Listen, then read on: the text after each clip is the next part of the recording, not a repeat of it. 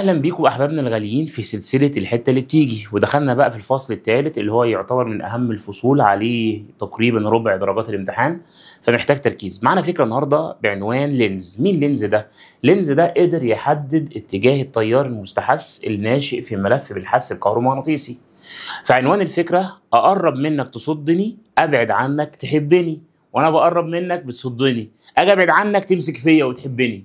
طب ايه معنى الكلام ده بقى؟ بيقول لك في الشكل المقابل عندما يتحرك المغناطيس في الاتجاه الموضح اي الاختيارات يكون صحيح.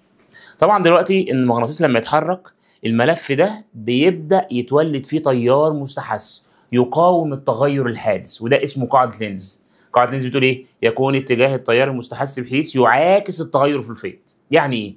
دلوقتي وانا ببعد المغناطيس كده معناه ان المجال المغناطيسي بدا يقل، فالملف مش عايزه يقل، يجي يبعد عنه يحبه، مش عايزه يقل، يمسك فيه. يمسك فيه ازاي؟ يعمل قوه هنا تجاذب.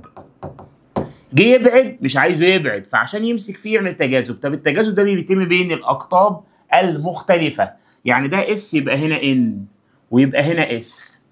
يبقى لينز عرفني الاقطاب، ان لما المغناطيس يجي يبعد الملف عايز يمسك فيه يحصل تجاذب، يجي يقرب عايز يصده يبعد عنه يعمل تنافر.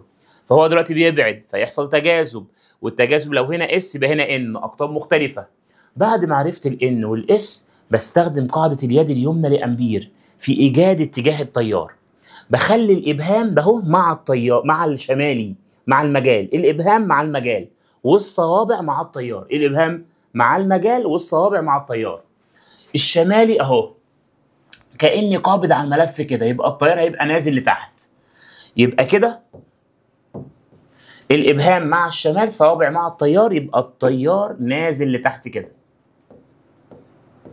طب حاول بقى تركز وتمشي مع التيار. التيار هيمشي كده، يبقى هيمشي كده، يبقى هيعدي من بي لايه. خلال المقاومه التيار بيعدي من الجهد الاكبر الى الجهد الاقل، والجهد الاكبر هو الموجب والاقل هو السالب.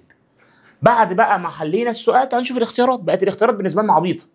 السؤال بيقول ايه بقى؟ هل الطرف واي من الملف قطب شمالي؟ لا غلط، يبقى دي غلط. هل الطرف من الاكس من الملف قطب شمالي؟ وهل النقطه بي جهدها موجب؟ صح، يبقى دي الاجابه اللي ايه؟ اللي صح، الباقي غلط. تمام؟ ودي كانت فكره بعنوان قاعده لينز. لما تيجي تقرب الملف بيصدك، تيجي تبعد الملف بيمسك فيك ويحبك.